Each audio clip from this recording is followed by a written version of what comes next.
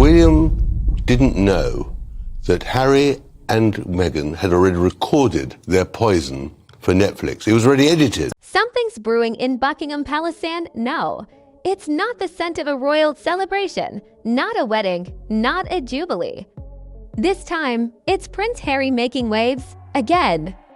But this isn't about a book deal, a podcast, or a red carpet appearance. This is bigger, it's bolder, and if the palace whispers are true, it's deeply unsettling. Before we dive into this royal chaos, don't forget to subscribe if you want the raw truth behind the glitz. Because over here, we don't just spill the tea, we serve it steaming. Now let's get into it. Prince Harry, the very same man who publicly shredded every tie to his royal past on Oprah, in Spare, through Netflix specials and Bombshell interviews, is allegedly seeking a way back into the royal fold. That's right.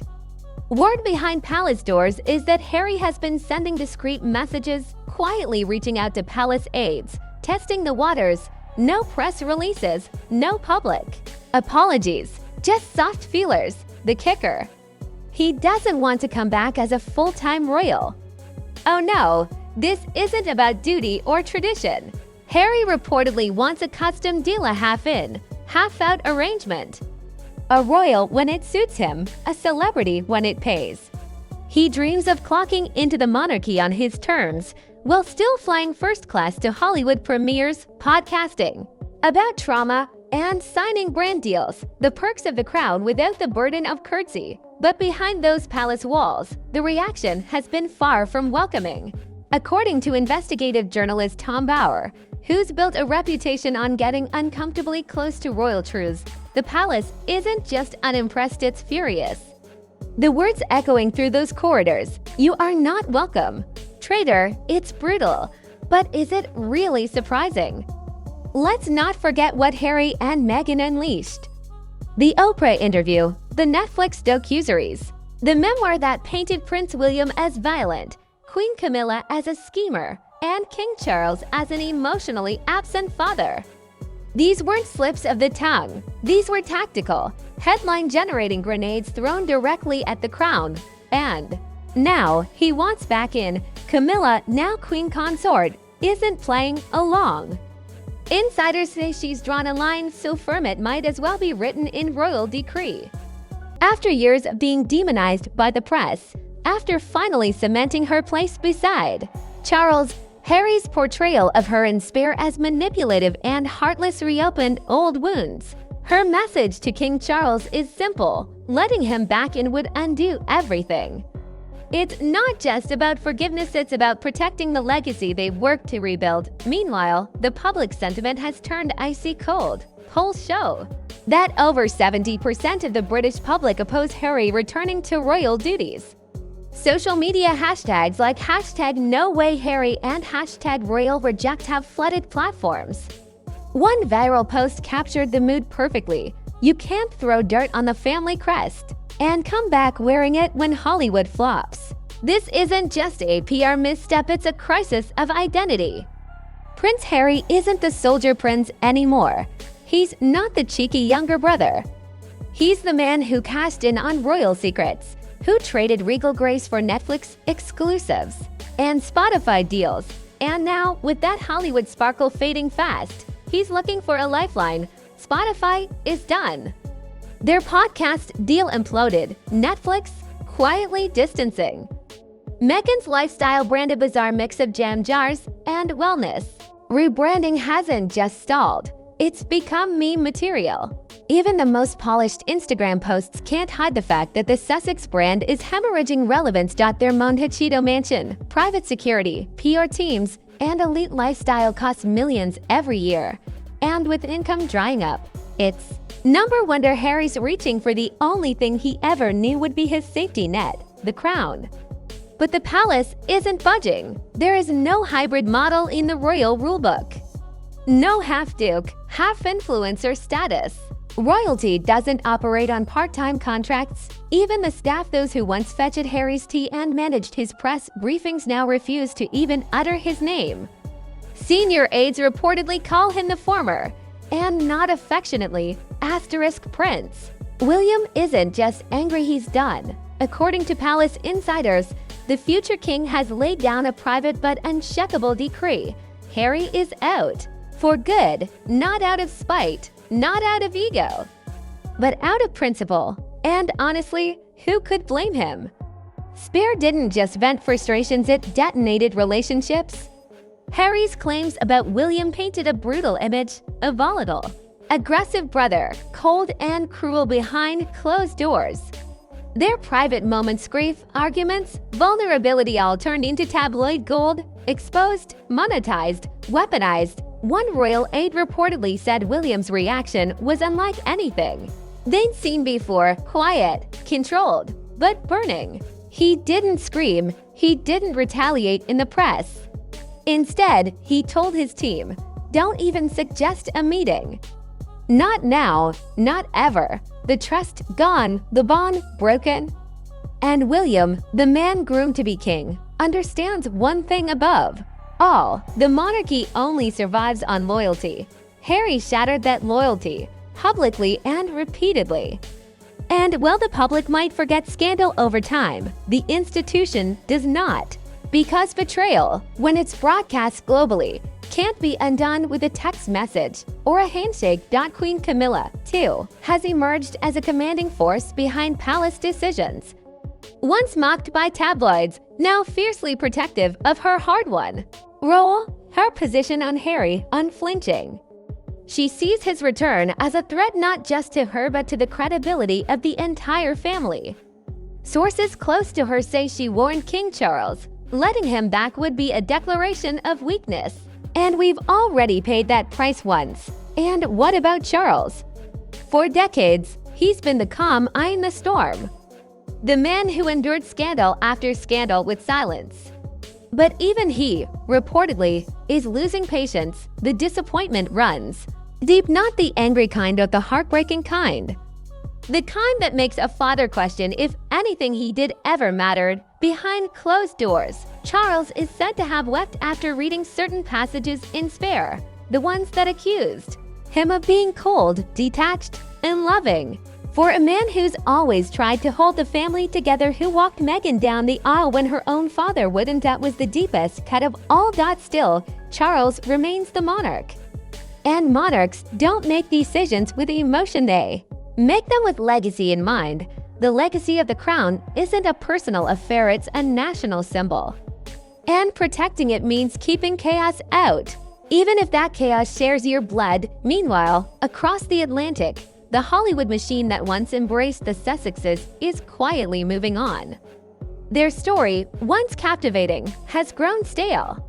Executives no longer see dollar signs, they see headlines they can't control. Too many scandals, too many burned bridges, too much drama.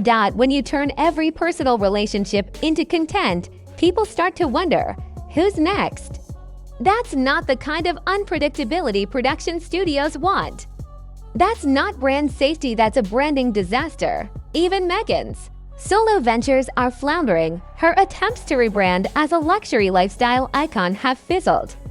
Her products mocked, her influence waning. And the numbers don't lie. Public interest is down. Engagement is down. Relevance plummeting. And that's where this story circles back to desperation. Insiders say Harry's recent communications with palace contacts weren't warm reunions, they were business inquiries. Strategic feelers, quiet calls that sounded less like a son missing his roots and more like a brand trying to stay afloat. One contact reportedly said he wasn't asking about family. He was asking what might be possible. If the image could be repaired, possible. If he could reattach himself to the institution he once burned to the ground. But here's the problem. The monarchy isn't a marketing tool. It's an institution built on sacrifice, discipline, and duty, not on interviews and algorithms. And no matter how slick the PR, there's no royal clause for brand management. In the public eye, Harry's journey has gone from inspiring to exhausting, from brave to baffling. What started as a stand against oppression has morphed into a carousel of contradictions. He says he wants privacy, then signs exclusive media deals. He says he wants healing, then airs more grievances.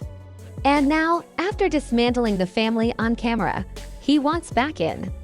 As one royal expert put it, this isn't a comeback, it's a rebrand, and a poorly executed one at that. But even worse than the palace outrage is the public fatigue. People have tuned out. They don't see a wounded prince anymore, they see an opportunist.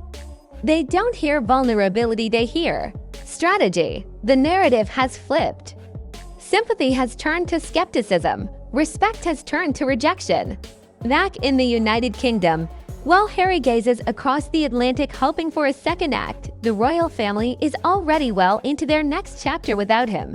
King Charles has been quietly laying the foundations of a reformed monarchy, not a flashy overhaul, but a calculated one, a slimmed-down royal model focused on duty over drama. He knows what the crown needs to survive and, more importantly, what it must shed. The scandals of the past, the dysfunction, the distractions, all of it has to go. Camilla's public image is on the mend. After decades in the crosshairs, she's finally gained a measure of public approval. And she's not about to let her progress be undone by a prince who once painted her as a scheming stepmother. Insiders say she's taking an active role behind the scenes, acting as Charles' sounding board and, in some cases, his shield. Her stance is clear. He hurt us once. He'll do it again. Meanwhile, William and Catherine are stepping deeper into leadership. Their calendar is packed. Their appearances are polished. Their message: unity, tradition, responsibility. They are what the public sees when they look for the future of the monarchy.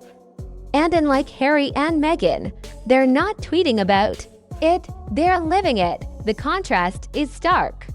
While the Sussexes hop between public speaking gigs and product launches, the rest of the firm is focused on quiet continuity. The kind of consistency that keeps a 1,000-year institution intact. Even the palace staff, those whose job it once was to support Harry, have drawn a line.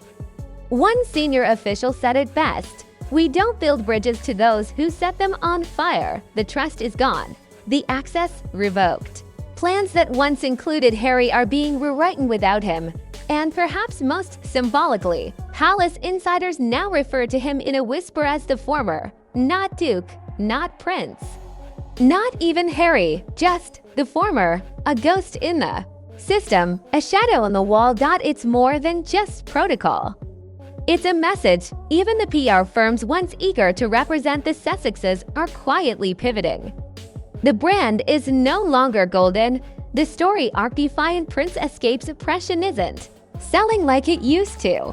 Because now it looks less like courage and more like calculation. Media experts have pointed out that Harry and Meghan's biggest misstep wasn't speaking out, it was oversaturating the narrative. Every few months brought a new scandal, a new quote, a new exclusive, and the audience. They got tired of the drama, of the contradictions, of the endless cycle of victimhood packaged as empowerment. Because here's the brutal truth: when you profit from pain, people eventually start to doubt the pain was real. In the eyes of the public, Harry has become a walking contradiction. A man who says he wants healing but keeps reopening wounds. Who left the monarchy to escape the spotlight only to seek a bigger one in Hollywood. And now, as the spotlight dims, he's trying to return to the very stage he once stormed off. But the curtain may have already closed. One palace source summed it up with chilling precision: there's no scenario none where Harry returns to any official capacity. He chose exile. He built a brand on separation. You don't get to walk back into the fold just because the cameras stopped rolling. Even among the younger generation of royals, there's a quiet consensus. Harry isn't just out, he's irrelevant. He doesn't attend family events. His children don't play with their cousins. He's not part of the machine. And in the monarchy, if you're not part of the machine, you're out of the narrative. And then there's the money trail. Let's not sugarcoat it, the Sussex lifestyle isn't just expensive, it's elite. Multi-million-dollar mortgages, private jets, security details, stylists, PR agencies, it adds up. And with Spotify pulling the plug and Netflix reportedly considering the same, the cash flow has slowed to a trickle. Meghan's personal brand is stalling. Her products haven't landed. Her influencer phase fizzled. Even Hollywood seems to have lost interest. A producer anonymously told a trade outlet they're not worth the risk anymore. You never know what headlines. Coming next. The Sussex brand has gone from aspirational to unstable, from inspiring to unpredictable. And in a world that values image above all else, unpredictability is poison. As for the public, they've spoken loudly. Poll after poll shows the same thing. A vast majority oppose Harry's return in any form. The hashtags say it, the opinion columns say it. Even the late-night punchlines say it, he burned the bridge. And now there's no way back. Asterisk, once upon a time, Harry and Meghan were Hollywood's darlings, the royal rebels who broke the mold. But that charm, it's worn off, quietly, swiftly, and now decisively behind the velvet ropes and curated selfies. The reality is starker. The power couple who once headlined interviews, locked in multi-million-dollar deals, and trended globally are now struggling to stay relevant in the one industry that once welcomed them with open arms: entertainment. Let's start with Spotify. The podcast deal that once looked like a game changer ended with a whimper. Industry insiders called it underwhelming. Executives reportedly expected groundbreaking insight and listener numbers to match what they got. Instead was a show that fizzled after a few episodes and failed to meet performance benchmarks. The result: contract canceled. Publicly. Netflix. Once hailed as the Sussex's golden goose, the streaming giant is now said to be reviewing its long-term partnership with the couple. While initial documentaries drew eyes, subsequent projects have stalled or quietly disappeared. Insiders suggest the platform is strategically exiting the deal, likely without fanfare, to avoid another PR explosion. And Meghan's solo ventures not faring much better. Her lifestyle brand was teased as a mix between Martha Stewart, goop, and royal sophistication. But instead of flying off digital shelves, it's been reduced to a punchline. Her jam jars became viral memes, not must-haves. Her vision of curated elegance, criticized as unfocused and out of touch. Even attempts to re-enter acting have fallen flat. Meghan's Hollywood comeback hasn't materialized, not for lack of trying, but because the industry sees her differently now. One casting agent put it bluntly: she's too famous to be anonymous, but too controversial to be safe. It's the worst place to be overexposed but under-delivering. And in that silence, another truth emerges: the public story has ended. There's no new arc, no plot twist, just a couple clinging to a spotlight that's already moved on. Their audience, once curious, now exhausted, has changed. Where there was once empathy, there's now fatigue. Where there was once admiration, there's indifference. And for two people whose brand depended entirely on public attention, that's a terminal diagnosis. Meanwhile, back in Britain, the firm is thriving without them. William and Catherine are front and center. Camilla is earning respect. King Charles is navigating the monarchy with a steady hand. The institution moves on. It always has. It always will. And yet, Harry stands outside it all. The gates that once opened for him on command are now sealed. The staff who once stood at attention now avert their eyes. And the family that once embraced him now treats him like a chapter closed long ago. Not out of cruelty, but out of necessity. Because royalty isn't a popularity contest. It's a legacy, one that spans generations. And it doesn't bend to scandal, sentiment, or second thoughts. When Harry left, he didn't just walk away, he declared war on the family's image, and now trying to return under the guise of healing or reinvention doesn't fool anyone. The British press, once cautiously sympathetic, now sees every whisper of a royal return as manipulation. Headlines slam the hypocrisy. Op-eds label him a cautionary tale. On talk shows, his name gets mentioned not with reverence but with ridicule. and in Hollywood. The verdict is even colder. It's not just bad press, one executive said. It's bad business. Studios fear what comes next. Not just another tell-all, but the constant looming threat that every partnership might end with a leak, a lawsuit, or a viral accusation. Trust is currency in that world, and the Sussexes are bankrupt. So what does that leave? No royal role, no media momentum, no concrete future. Just a name and a fading one at that. Which brings us here to the man once called the People's Prince. The boy who walked behind Diana's casket and captured the world's heart, the soldier, the humanitarian. The royal now standing in a shadow of his own creation, hoping for a comeback that will never come. The door isn't just closed, it's sealed, not because the crown is cruel, but because it has to be. Its power lies in its permanence, its rules, its history. And if it bent for Harry, it would break for everyone. There's no comeback, no carefully crafted statement, no rebrand that can undo the damage. Prince Harry isn't returning to royal life, not now, not ever. Because the truth is, it's not just about lineage. It's about loyalty. The monarchy has survived wars, abdications, divorces, and scandals because of one core principle: the crown comes first, always, and Harry broke that code. Not once, not by accident, repeatedly, publicly, for profit. Now he stands outside the gates still, royal by blood, but stripped of the trust that gave that title weight.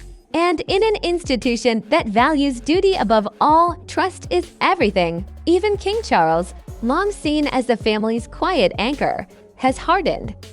The disappointment is deep, personal, permanent. Camilla stands firm at his side, unwilling to allow chaos back into the castle she helped rebuild. William refuses even a conversation, and the public, they've moved on. There's no appetite for redemption. No space for a half-in, half-out royal. No rewrite of centuries-old tradition to accommodate a Hollywood storyline, because royalty isn't performance. It's permanence. And in the end, Harry's greatest miscalculation wasn't leaving, it was thinking he could come back on his own terms. But the crown doesn't negotiate. It remembers. It moves forward. And it does so without him. If you found this story as revealing as we did, don't forget to hit that subscribe button for more behind-the-scenes truths the mainstream won't tell you. The crown may not bend, but will keep pulling back the curtain.